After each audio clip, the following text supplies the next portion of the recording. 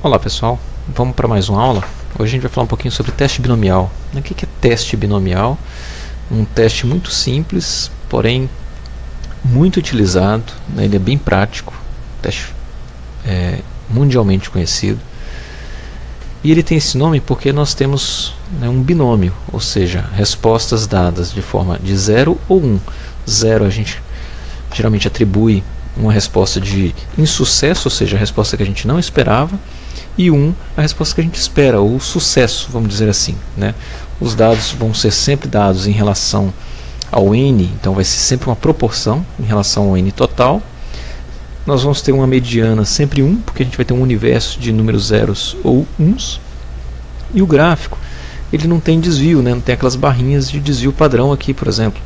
Seriam barras simples. Então a gente tem dois tratamentos, né? Aqui um exemplo, 70% das respostas foram para um tratamento, vamos supor uma planta hospedeira, e 30% de algum inseto foi para a planta controle. Ou seja, será que esse nível de resposta aqui, a gente pode dizer que o tratamento é significativamente diferente do controle? Então é isso que a gente vai ver na aula de hoje, tá? Teste binomial, um teste muito simples.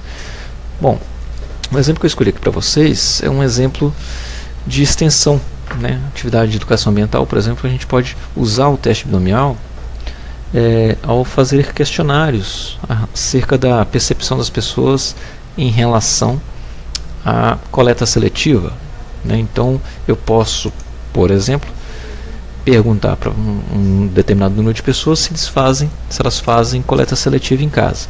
Então aqui um exemplo, num teste como esse, suponhamos que nós entrevistamos 80 pessoas, e dessas 80 pessoas, 51 informaram que separa o lixo em casa, né, tira a parte orgânica do lixo reciclável, tá? E 29 falaram que não, que misturam tudo.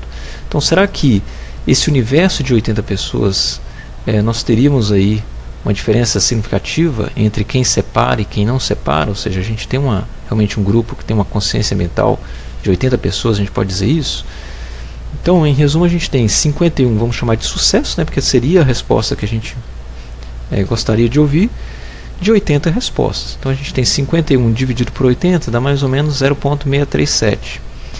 Se eu pegar esse valor e multiplicar por 100, eu vou ter esse valor em porcentagem, né? Então nós temos aí 63% de sucesso. Lembrando que, como a gente tem respostas binomiais, 0 ou 1, é como se a gente estivesse lançando uma moeda. Então a probabilidade seria de 50%, né? A probabilidade de termos aí uma hipótese nula, ou seja, um resultado devido ao acaso. Sendo assim, como é que vai ficar a análise? Então é muito simples. O comando no R é esse aqui, ó. A gente faz um binome.teste, abre um parênteses, e nesse parênteses nós vamos colocar primeiro o número de sucessos que a gente conseguiu obter em relação ao número total, vírgula, né? Número total, e depois a gente pode colocar isso aqui, ó, P igual a 0,5, que seria a probabilidade que a gente espera. Ou seja, teoricamente, se a gente está trabalhando com binômios, a probabilidade vai ser de 50%, tá? Então, nesse caso, 50% das pessoas poderiam dizer que separam o lixo e 50% pessoas que não separam. Então, no R, nós vamos trabalhar dessa forma, binome.teste, seguindo o exemplo que a gente usou ali, né? Então, nós temos 51 pessoas sucesso, 80 é o nosso total, e o nosso P é de 0,5, tá? Vamos dar um Enter, pronto, está aí feito o teste. Então a gente tem um teste binomial. O resultado ele é dado da seguinte maneira: observem que a gente encontrou aqui a mesma proporção, né? Ou seja, 51 dividido por 80, então a probabilidade de sucesso foi essa aqui, e a gente está atrás basicamente disso aqui, ó. Então ele fala: número de sucesso 51, número de trials, ou seja, de tentativas ou de entrevistas 80, e nós tivemos um valor de 0,0183. Significa o quê? Que nesse caso existe uma diferença significativa entre o grupo, né, de 51 pessoas que diz coletar o lixo, separar o lixo, das pessoas que não coletam. Então, realmente, nós podemos dizer que dessas 80 pessoas nós temos um grupo significativo que coleta o lixo em casa. Tá ok? Uma coisa importante que a gente não deve esquecer, então, é justamente o que? Que essa proporção, tá? Ela vai depender muito do número de réplicas, tá? Então, por exemplo, se eu tivesse um teste com 10 réplicas e 70% de sucesso, será que a porcentagem de sucesso é suficiente para eu dizer que um teste vai ser positivo, vai ser significativo?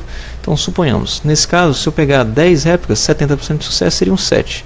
Então, bastava eu fazer um teste com 7 indivíduos, né, de sucesso em 10, com a probabilidade de 0,5.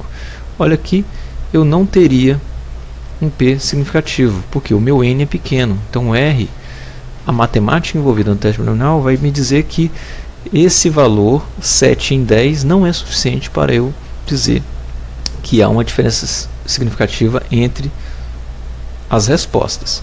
Entretanto, se eu aumentar o meu N, ou seja, agora se eu trabalhar com 38 réplicas e uma porcentagem de sucesso muito parecida, tá? Então eu fiz aqui de novo e coloquei 26 respostas positivas em 38, ou seja, vai dar mais ou menos 70%. Se eu colocar 27 já daria 71, então vamos deixar com 26, né?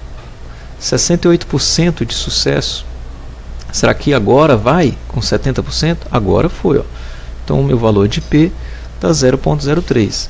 Então, só para lembrar que o N conta muito. Se eu tenho um conjunto de dados muito pequeno, talvez seria interessante a gente aumentar o número de respostas, de tentativas, a fim da gente ter certeza a respeito do teste que a gente quer fazer. Isso é muito importante quando a gente está testando, né, uma substância mais atrativa, uma isca, uma armadilha que a gente quer testar no campo.